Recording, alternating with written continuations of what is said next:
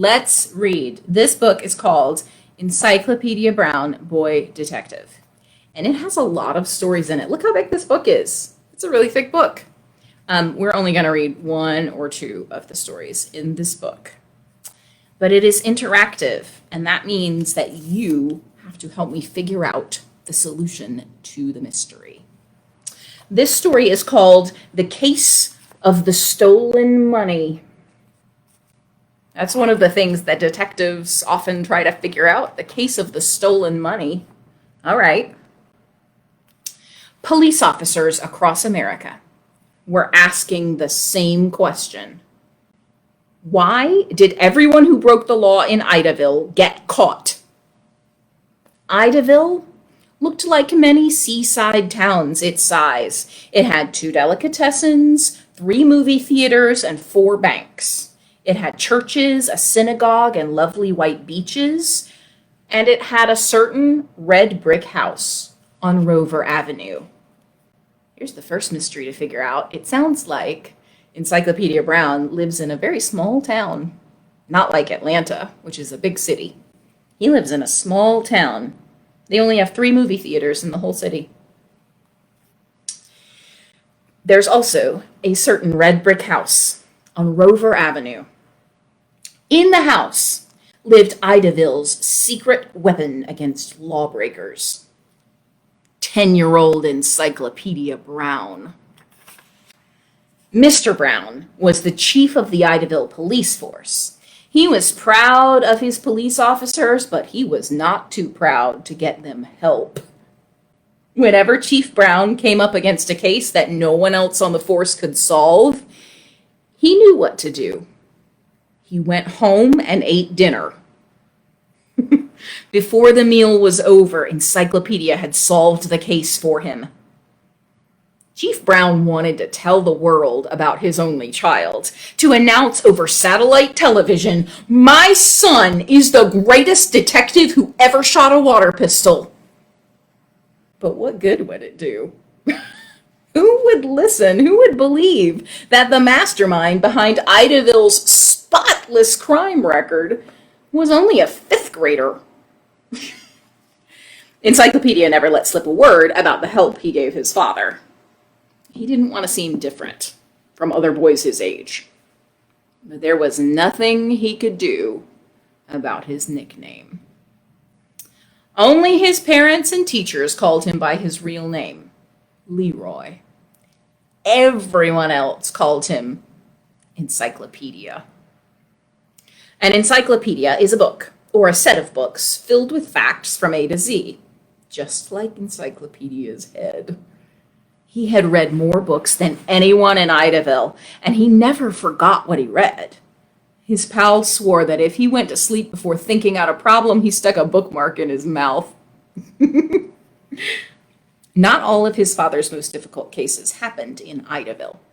Friday evening, for instance, the dinner table conversation turned to a mystery in another town. "Chief Carlton, the Hillsgrove chief of police, telephoned me this morning," said Chief Brown. "He's got a robbery on his hands that's got him worried." "Isn't Hillsgrove up in Canada?" asked Mrs. Brown. "It's in northern Canada," answered Chief Brown. "Even during the summer, the temperature sometimes drops below freezing." "The Idaville Police Department certainly is famous," said Mrs. Brown proudly. "Imagine a call for help from Canada." "What was stolen, Dad?" asked Encyclopedia. $10,000, said Chief Brown. "The money was taken 3 days ago from the safe in the home of Mr. and Mrs. Arthur Richter." Chief Brown put down his soup spoon. "I have all the facts from Chief Carlton," he said, "but I'm afraid I still can't help him find the thief." "Tell Leroy," urged Mrs. Brown. "He's never failed you yet." Chief Brown grinned at his son. "Are you ready?" he said, taking a notebook from his pocket. He read what he had written down. "Look, there's the Richter's house. This is where the mystery takes place. Last Friday, Mr. and Mrs. Richter, who have lived in Hillsgrove for 3 years, flew to Detroit for the weekend. And before leaving, they gave a key to their empty house to their friend, Sidney Auckland, in case of an emergency. On Saturday, Auckland entered the house. Was it an emergency? Asked Mrs. Brown. No, replied Chief Brown. The weather had turned cold, it had dropped below freezing, and Auckland said he wanted to make sure there was enough heat in the house. Chief Brown read more from his notebook. He entered the house Saturday morning at 10 o'clock. He had just stepped through the front door when he heard a noise in the study. He called out, "Who's there?" and opened the study door. 2 men were at the safe. They attacked him. He said he didn't have a chance once they knocked off his eyeglasses, because without them, he can't see 6 inches in front of himself. The 2 men tied him up, he says. It wasn't until an hour later that he worked himself free and called the police. Did Mr. Auckland get a look at the men while he was still wearing his glasses? Asked Mrs. Brown. Yes, replied Chief Brown. He says if he sees them again, he'll recognize them. Well, then what is the mystery? Explained Mrs. Brown. Why did Chief Carleton telephone you for help? He suspects Auckland, said Chief Brown. He thinks Auckland stole the money and made up the part about the 2 men, but he can't prove Auckland is lying. Mrs. Brown glanced at Encyclopedia. As yet, the boy detective had not asked his one question, a question that always helped him break a case. Encyclopedia had finished his soup, and he was sitting with his eyes closed. He always closed his eyes when he was doing his hardest thinking. Suddenly, his eyes opened. What was the temperature in the house, Dad? Chief Brown looked at his notebook.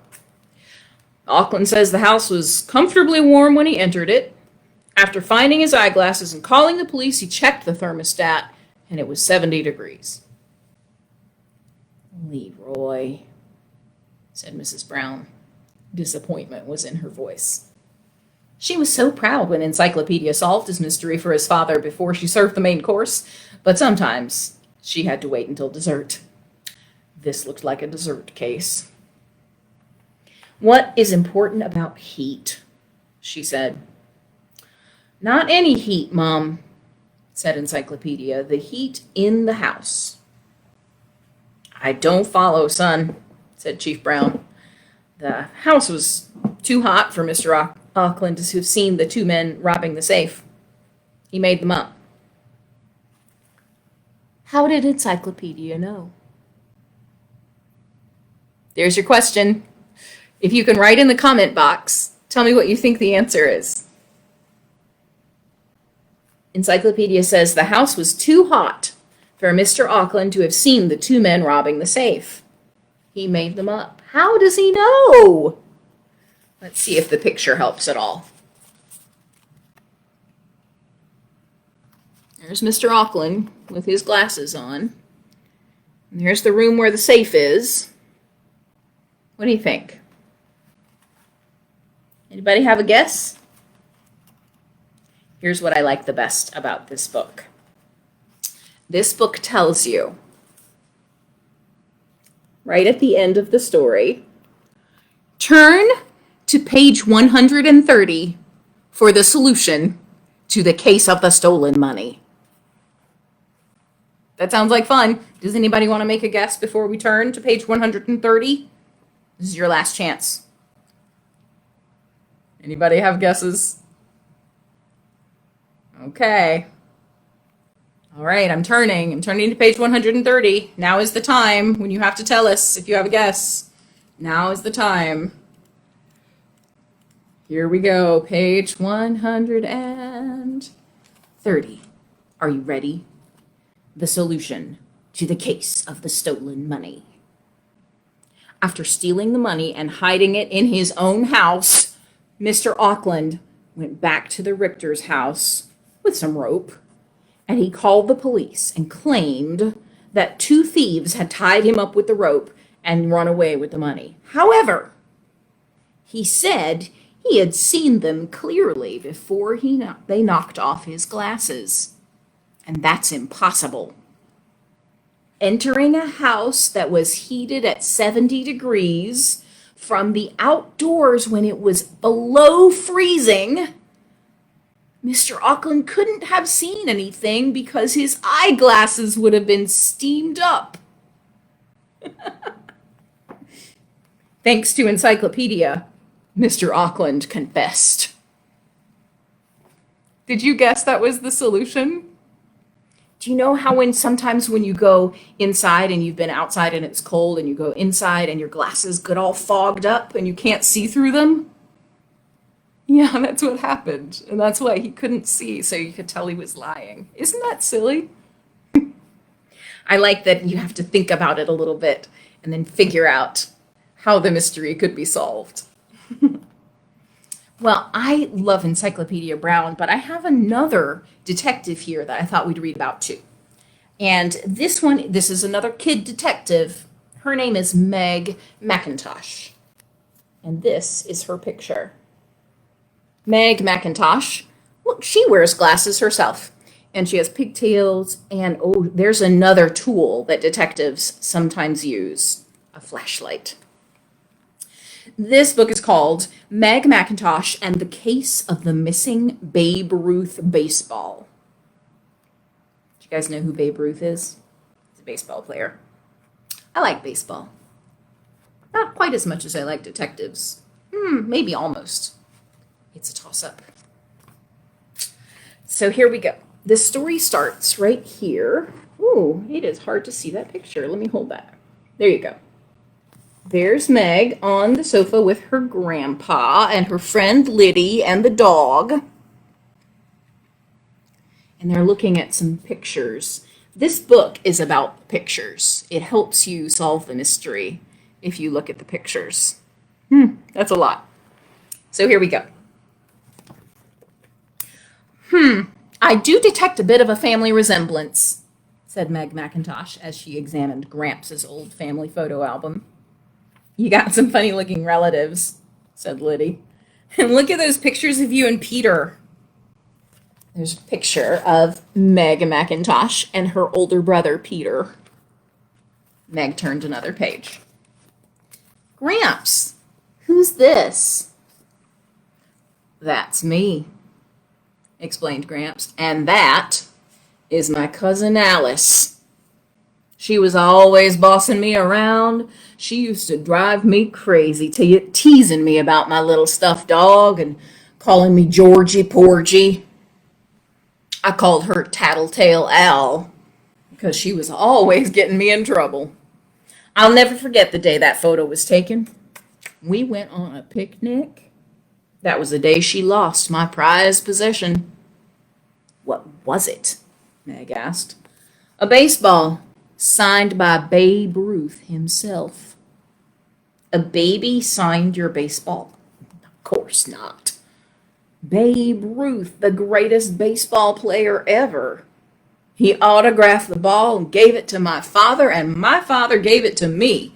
I took it to that picnic, and Alice lost it. And I've never seen it again. Meg examined the photo. Alice might have been a troublemaker. Meg spied something else. The corner of a piece of paper was sticking out from behind the old photograph. Meg pulled it out and carefully unfolded it. Can you see that piece of paper sticking out from the edge? Meg's looking at it with her magnifying glass. This is what it says. Dear Georgie Porgy, summer was over. It went so fast. Too bad your poison ivy had to last. Sorry I scared you in the hay. What a pity your kitty ran away. And the time you hated me most of all, the day I lost your precious baseball. Well, here's a mystery. Here's a clue. The answer could be, maybe I can make it up to you. The answer could be with you right now, but you wouldn't know it anyhow. Your cousin, Alice. Clue 1. Not a father, not a gander. Take a look in her book. You hear that, Gramps? Maybe your baseball's not lost after all. Just follow the clue. I doubt it's that simple, Mego. It's just another one of her pranks. I saw that note years ago, but I couldn't make head nor tail of it. Gramps sighed. It's probably too old to make sense now, said Liddy. But it might really mean something. I've got to investigate, said Meg. Just then the phone rang.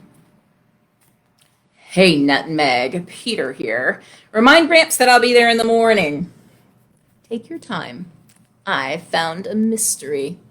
Something to do with a Babe Ruth baseball? Meg teased. A Babe Ruth baseball? That's worth a fortune. Don't touch anything until I get there, shouted Peter. Tough luck, Sherlock. I can solve this one by myself. Bye. Upstairs, in Grandpa's boyhood room where Meg always stayed, she took out her notebook and her pencil. Finally, the chance I've been waiting for. Peter won't let me join his detective club until I have proof I can solve a mystery. Well, you better do it before he gets here tomorrow, warned Liddy. He'll never give you a chance. Meg knew Liddy was right. She sat down and started a list. Clue 1. Not a father. A brother, a sister, a mother, an aunt, a cousin, a baby, a grandma, an uncle. Not a gander.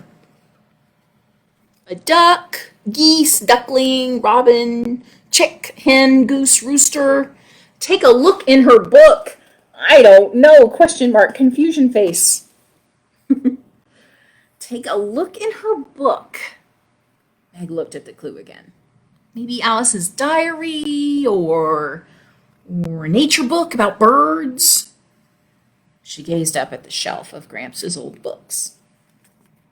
The Old Woman and the Little Red Hen, Liddy said as she squinted. Doesn't that fit? I don't think so, said Meg, jotting in her notebook. Suddenly she reached for a book. I've got it. Which book do you think she reached for? Here's where you have to solve it from the picture. Let's see. Oh, there's a lot of book titles in that picture. Little Women. Oh, I love that one. Uncle Wiggly. That's about a bunny rabbit. The Wind in the Willows. That's a good book. Noah's Ark. Alice in Wonderland. Mother Goose Rhymes. King Arthur and the Knights of the Round Table. Aesop's Fables. Robin Hood. Just So Stories. Secret Detective Stories. Beauty and the Beast. Dr. Dolittle. That's a lot of books. How would you know which is the right one? Can you guess which book it was? If you can type in the comments and you can guess which book it was, do that. Does anybody know? Can anybody type in the comments and tell me which one you think it is? Which book did Meg reach for? Not a father, that's mother. Not a gander, that's a goose. A Mother Goose book, Meg explained. And she opened it. This book belongs to George Mackintosh. This is definitely Gramps' old book. We must be on the right track, said Meg. And I think I know where to look. Which rhyme did she start with? Here's all the names. The rhymes in this book are Baa Black Sheep, Three Blind Mice, Jack Sprat, The Cat and the Fiddle, Georgie Porgy, Little Miss Muffet, Rub-a-Dub-Dub, Humpty Dumpty, The Queen of Hearts, Mary, Mary, Quite Contrary, hey, that's me, Little Boy Blue, and Wee Willie Winkie. Which one do you think it is? Georgie Porgy Puddin' and Pie, said Meg. Kissed the girls and made them cry, said Liddy. So what? Georgie Porgy. That's what Alice called Gramps, Meg reminded her. Sure enough, there was a small note tucked between the pages. Another clue. Clue 2. Little Boy Blue, with the cows in the corn, whatever you do, don't blow this blank. What goes in that blank? Little boy blue, come blow your horn, Meg recited. But what does a horn have to do with a baseball? Said Liddy. I don't know yet. First we have to find the horn. Let's see. Foghorn, cow horn, horn of plenty. Well, good luck. I have to go home, said Liddy. Meg walked her downstairs and then went to find Gramps. Let's see here. Here he is on the sofa. There's his whole room. We're going to look at this picture for a second, just in case there's anything important in it.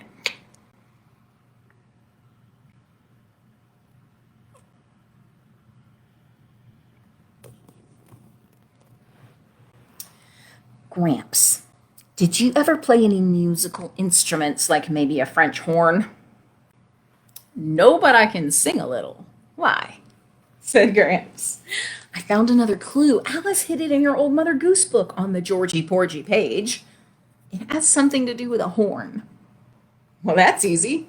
Gramps grinned as he pointed to the bookshelf. Meg followed his finger to the old bugle. She took it down to inspect it. She removed the mouthpiece, shook it out, peered inside with her flashlight, but no clues. Gramps got up from the couch. Well, my dear detective, it is time to turn in. I wouldn't get my hopes up over these old clues. Alice was a sly one. Maybe this isn't going to be as easy as I thought, Meg whispered to Skip as they went upstairs. Skip is the dog. Meg checked her detective kit. Everything was in order. She had a magnifying glass, a pair of tweezers for picking up small clues, a flashlight with extra batteries, scissors, envelopes, and of course, her detective notebook and pencils. I have to be sure to write everything down, she said to Skip as she got under the covers. The tiniest fact can solve the biggest mystery. Track, write, decode, deduce. Then I'll have plenty of proof to show Peter and his detective club. After a while, she slid her notebook under her pillow and dozed off to sleep. Look what happens. What is that? Yikes! Shrieked Meg the next morning. Stop, please stop that awful noise! Gramps put the bugle down. If you think that's bad, Meggo, you should have heard your father play it. I got this bugle for him when he went to scout camp. He was a pitiful horn player. Rise and shine for breakfast. When Meg got downstairs, Gramps was making pancakes. All this talk about Alice reminds me when we were kids. Once she challenged me to a pancake eating contest. I ate 16, and she watched me with a miserable grin on her face. Then it was her turn, and she ate 3 and forfeited. She was always planning to let me win, and all I got was a stomachache. Oh, that Alice, always getting the best of me. But Meg was still puzzling over something that Gramps had said earlier. Something had to be wrong with the horn clue. What was it? Can you think of it? If you can write something in the comments, you can do that. Tell me what you think of it. I can't tell if anyone is writing anything. That's not good. Wait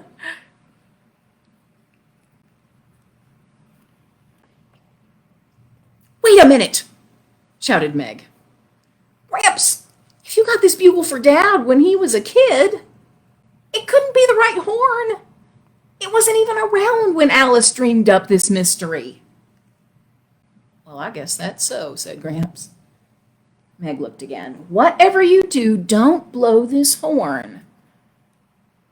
She remembered a different kind of horn, and she raced into the living room. Do you see any other kinds of horns in this living room picture? What can it be?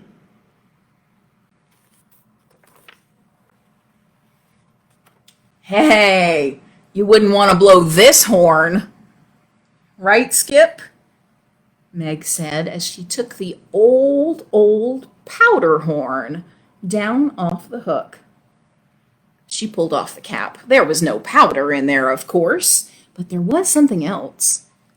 Meg used her tweezers and pulled out a small, tightly rolled piece of paper.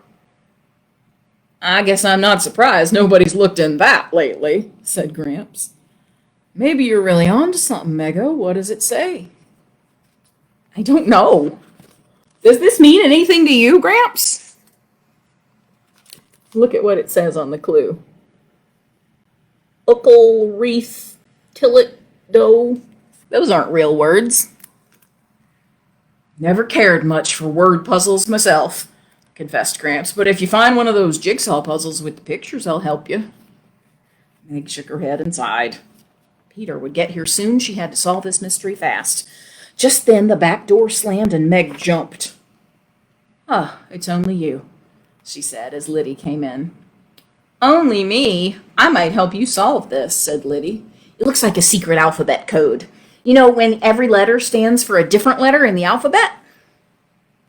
Or maybe the letters in each word are just scrambled around," said Meg. She took out her notebook and began trying. Soon the door slammed again, and Peter was looking over their shoulders. "Ha! Here's a clue for you, Nutmeg," Peter said. "I can have this solved in no time. You should drop it." "I found it, I followed it, and I'll finish it," said Meg, covering up her notes. "What's this, a word puzzle? I could put it on my computer and have it decoded in a flash," Peter said. "What's it got to do with a baseball, anyway?" Meg snatched the clue back. "Don't bother. I've already figured it out with my own brain power." And she did. Have you? Do you know what the answer is? Let's see. It's not an alphabet code. It is a scrambled letter code. The letters in each word are just mixed around. It says, Clue 3, Little Bo Peep lost her blank. Her sheep, of course, said Meg. "Well, why didn't I see that?" said Liddy. "Must have something to do with a sheep's wool or a spinning wheel." Peter was searching through the photo albums, jotting down notes. He was more nerve-wracking than Alice and her crazy clues, thought Meg. Later in the afternoon, Meg realized what the answer to the sheep's clue was. Do you know where Bo Peep's lost sheep can be found? Let's see. Remember that picture of the house? It was right in front of me all along, Meg sighed. She unhooked an old painting. Look. It's a painting with some sheep that was on the wall. But tucked tightly between the canvas and the frame, there was another note, but it had crumbled up. Meg wrote down as much as she could decipher. Look how the edges have crumpled up and gone away. Aha! Another scrambled code, said Peter. Meg jumped. She didn't hear him coming up behind her. Wait till the guys see that baseball! You stay out of this. You don't even know what it's about, Meg answered. Anyway, it's Grandpa's baseball. I think I've got it unjumbled. B-U-D-D-A. Peter raced into the living room and grabbed the Buddha statue. But Meg knew he was wasting his time. She took her notes with her and slipped off to find the answer. What does this clue mean? And where did she look? Can you read what it says? Where do you think she went? Clue 4, rub-a-dub, and then some missing words. 3 men in a blank. Gotta be tub. Rub-a-dub-dub, 3 men in a tub. Peter was way off. It wasn't a scrambled letter code. It was a line from another Mother Goose rhyme. Alice meant tub. Meg was scouring the bathroom for clues when Gramps looked in the door. Sorry to disappoint you, Meggo, but you won't find much here. You see, it's like the horn. This bathroom wasn't as old as the clues. A new bathroom? Then where's the old one? Said Meg. Well, we put a bathroom in the house, but we didn't take one out, so to speak. Back when I was a youngster, we just had an outhouse. We took baths in an old tub in the kitchen. That can't be a dead end, sighed Meg. There's got to be a solution. I've gotten this far. Alice was smart. Meg had to agree. Later that night, Peter knocked on Meg's door. Are you still sleeping with Gramps' old stuffed animals? A little babyish, don't you think? I gave up that pathetic little dog years ago. What do you really want, Peter? Meg asked suspiciously. Hey, let's put our heads together on this mystery. I could help you out. For instance, the old outhouse where Gramps keeps his gardening stuff now. I bet that has something to do with it. See you in the morning, Nutmeg. I already thought about that, Meg said to herself. But I better not wait until tomorrow to check it out. Peter might get there first. When she thought Gramps and Peter were safely asleep, she pulled her raincoat and her boots over her pajamas and tiptoed outside. The air was cool and the ground was damp from the rain. Meg flicked on her flashlight and headed for the tool shed. The door swung open and Meg spied a pile of tools and flower pots and an old rain barrel. Could that be the old wash tub? Oh, look, there was a note wedged between the wooden slats. She pulled it out and opened it up.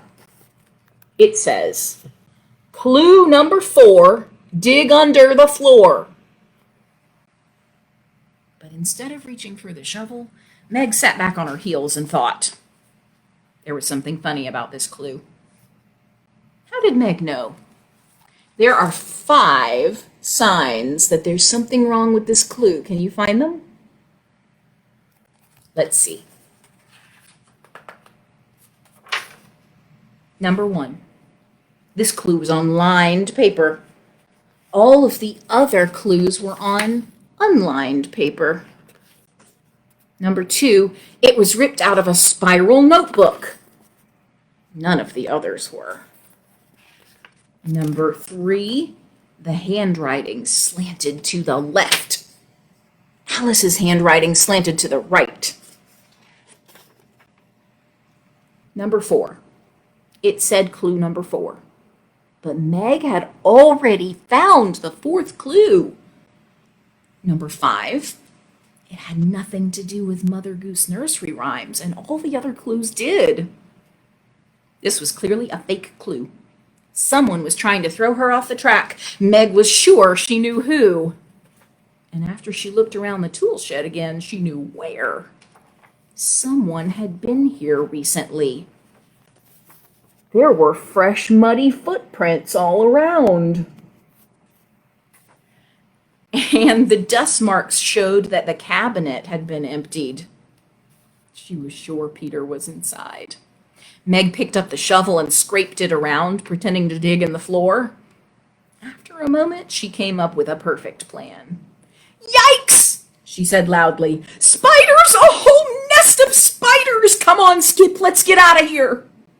She slammed the tool shed door behind her and then tiptoed around the side and peered through the window.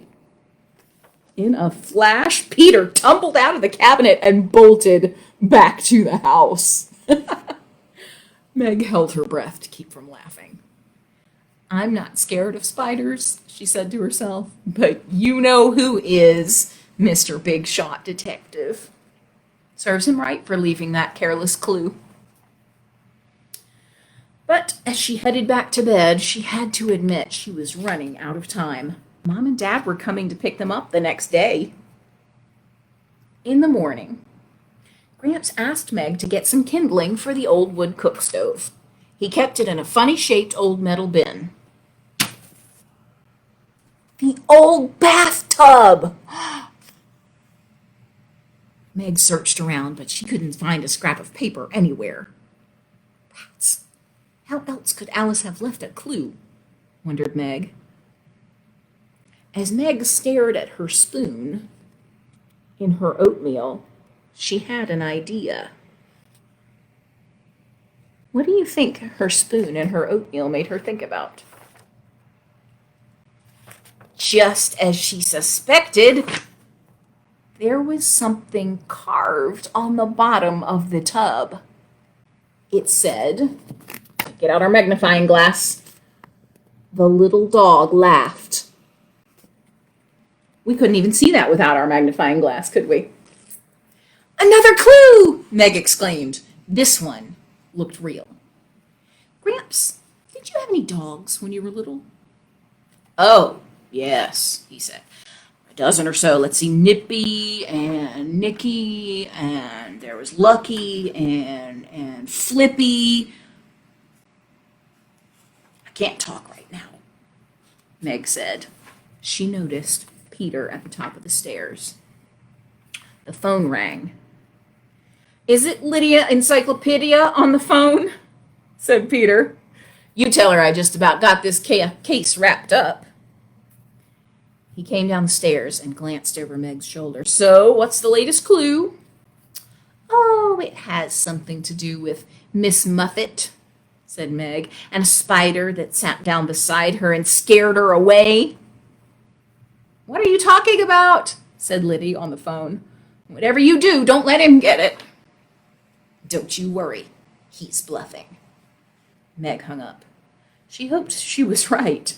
She had some thinking to do, and fast. Her only hope was to go back to the beginning. Deductions. Number 1. All clues have to do with Mother Goose rhymes. Number 2. All the clues are hidden in this house. And number 3. Clues can only be found in old things, because Alice hid them a long time ago. Meg studied her old clues and then looked at the new one that said "The little dog laughed." If I'm right, that's part of a Mother Goose rhyme too. And I think I know which one. Which nursery rhyme is that? Do you know?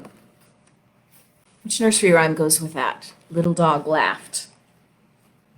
Can you think of it? Meg thought of it. She found the rhyme in Gramps' Mother Goose book. "Hey diddle diddle, the cat and the fiddle. The cow jumped over the moon. The little dog laughed to see such sport, and the dish ran away with the spoon." Do you know that one? I like that one. This could lead anywhere, Meg sighed. Cat, fiddle, cow, moon, dish, spoon. She took out the old photo of Gramps and Alice that had started her on this investigation, and she reread Alice's letter and the clues. Peter had been upstairs and downstairs, rummaging through all sorts of old stuff. Was he really onto something? Meg was determined to solve the mystery. And while she was staring at the photo and the clue, it all fell into place. What was the answer? There she is thinking about it. Can you see all the things she's thinking about? She's thinking about that letter that was underneath the picture. She's thinking about that picture of Alice and Gramps right there. See that? And she was thinking about the tub, and the little dog laughed, and the Mother Goose book. Oh, there's so many clues. Do you know the answer? Can you think of it? If you know the answer, you can write it in the box, and we'll see who's right.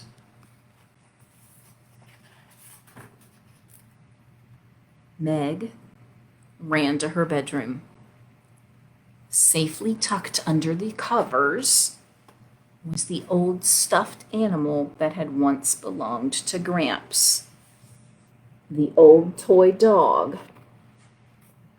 The one that was in the photograph. The same one Peter was teasing her about. The little dog laughed. Meg said to herself. Of course. Alice said the answer could be with you right now, but you wouldn't know it anyhow. Meg looked at the old toy. He was musty and worn. His body was very hard. It was stuffed with straw. On his back was a loose thread. It was a different color, as if someone had tried to mend the seam but had not done a very good job. Meg looked at it through her magnifying glass, and then she carefully pulled the thread. Sure enough, deep inside the old straw was something you would never expect to find inside a stuffed dog. The baseball! Just as she had hoped.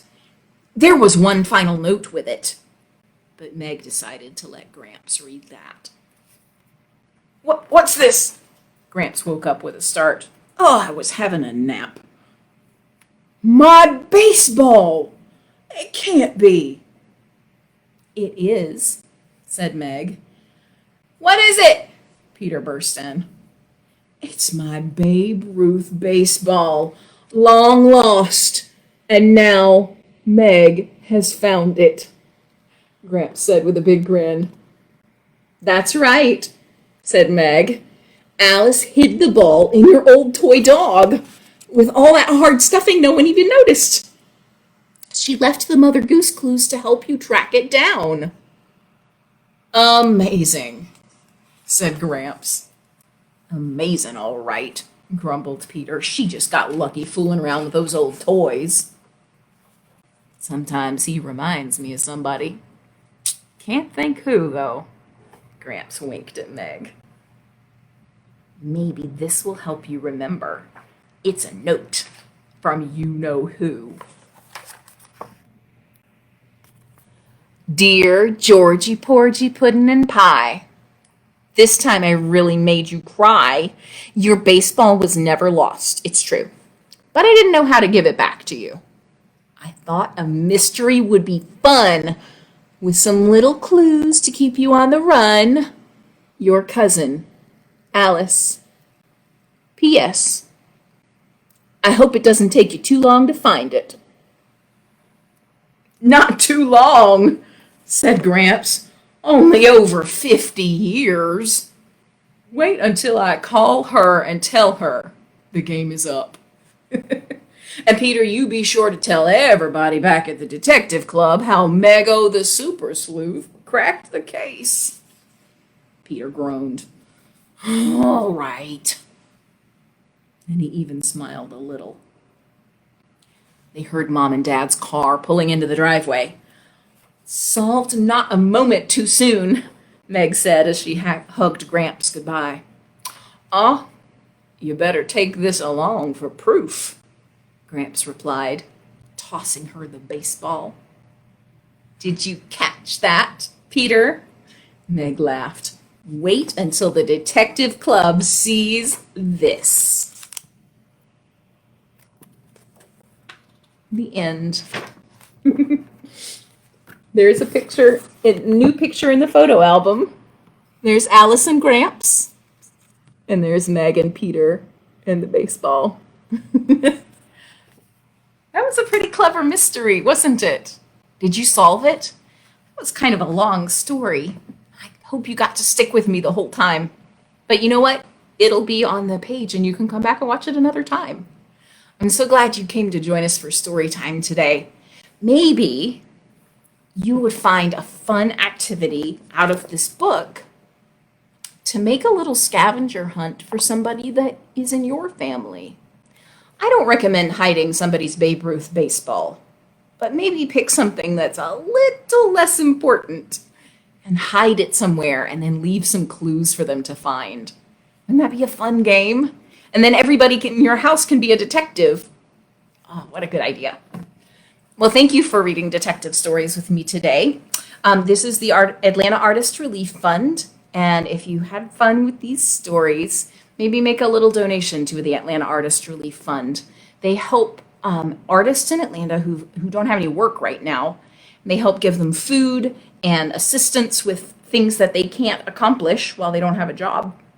And they're doing really good work. So if you can make a donation, please do that. And thank you. I hope you all have a wonderful Monday and find some mysteries all around you to enjoy. Thanks, everybody. Bye.